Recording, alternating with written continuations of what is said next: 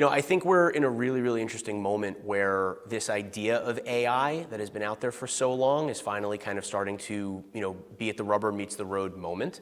And the idea that the way that we think about audiences and, targeting and actually reaching people with messages that are going to actually resonate is changing.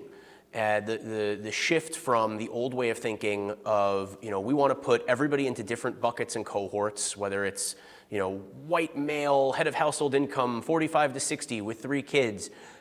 You might fall into that bucket, but I think there's 2 things that are really missed. One, that doesn't give a sense of intent. It doesn't give a sense of what your actual real interests are. Just because you've visited certain pages on the internet doesn't necessarily mean that you are interested in finance or you're interested in healthcare.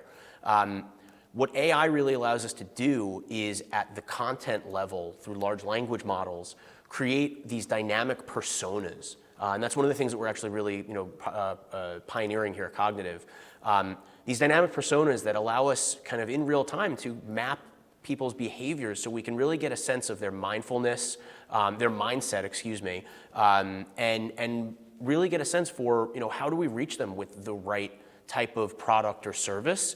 But more importantly, how we're reaching them in those right moments when they're actually in market for something, when they're actually researching something, we're actually thinking about making a purchase of something. And so, personas using large language models and some of the really advanced AI that we're using allows us to create a profile of consumers that goes so much beyond the standard demographic. Using AI to understand things like whether people are interested in sustainable products or have a real focus on environmentalism.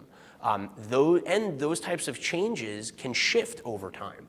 So, the idea that we can use this technology to create much richer, deeper profiles of people that are aligned much more closely to our brand's messaging is something that I think is really, really powerful, and it's one of the things that we're seeing a lot of success with our clients. Well, what's interesting to me is that the way a person's mindset can change. Maybe one day I'm watching my favorite cat videos, and a few days later I'm in a completely different mindset. Sure. What can you say about that?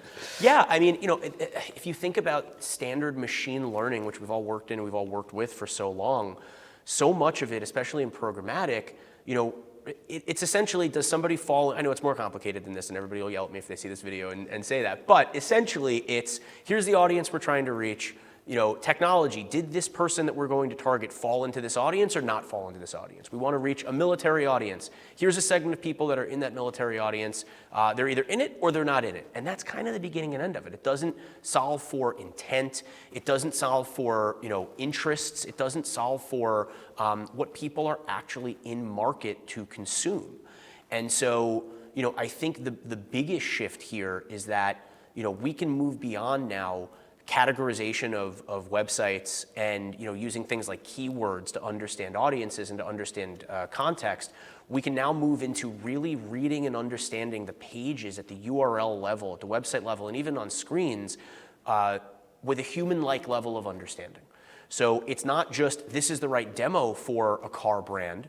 It's not only is this the right demo for the car brand that they're trying to reach, but it's also people that are doing research on competitor brands and they're actually in market. They're doing research to potentially buy or lease a new car.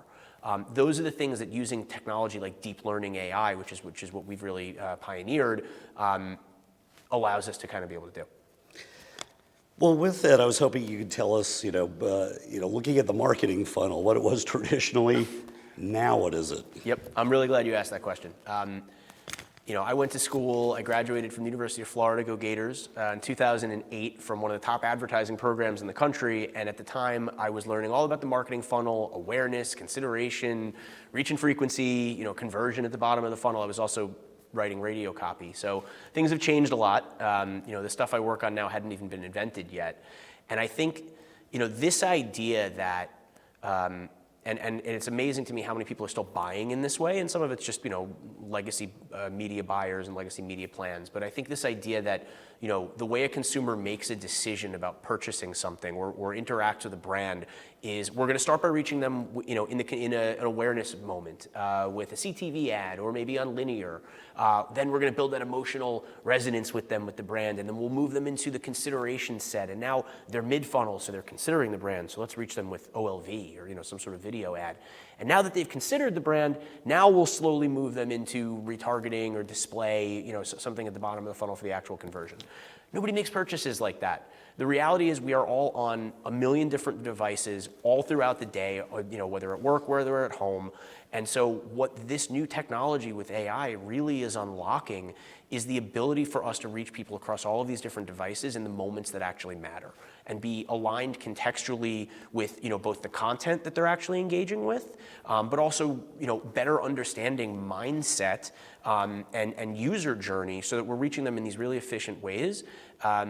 And we're not kind of beholden to the legacy way that that our media plans were kind of built.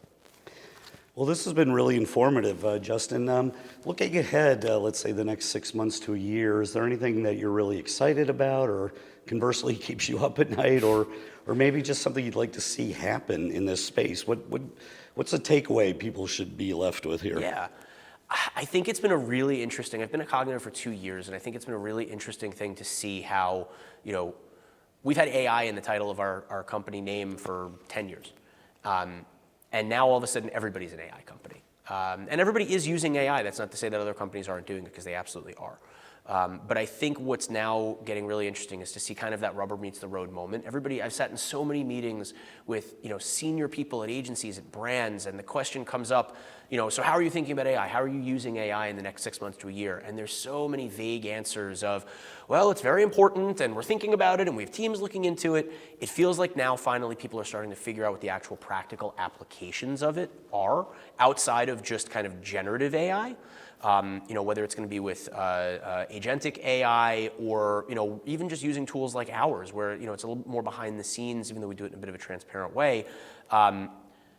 We're starting to really understand how it actually can be another tool for the toolkit, rather than this big scary thing that's going to replace everybody's jobs. And I think that the teams of the future, both at agencies, at brands, even on the partner side, like I'm on, the people that really understand how to use it as a tool in the toolkit and don't shy away from it, are going to be really successful. And it feels like this is the year where that's finally really starting to happen, and it's going from concept to practical application.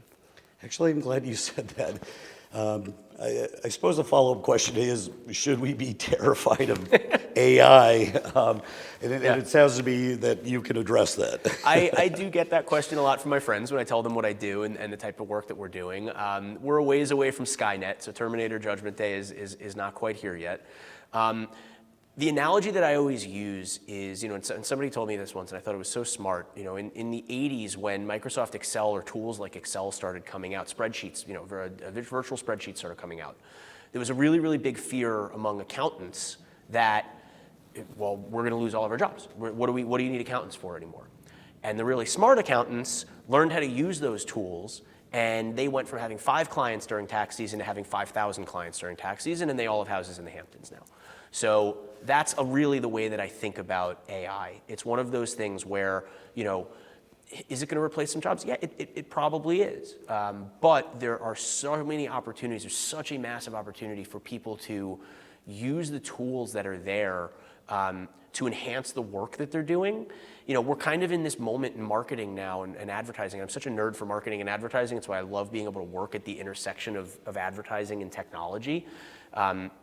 And we're in this moment now where it feels like a lot of the dreams that marketers have had, the ideas that marketers have had for the longest time of things they want to be able to do, but they've had to kind of find hacky ways to be able to actually do and implement.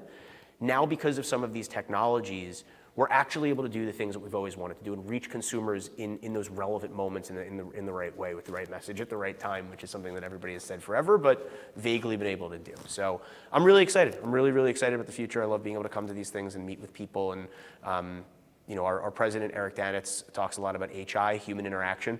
And it's so important to sit here and have these conversations. And I couldn't be more excited about the future of the industry.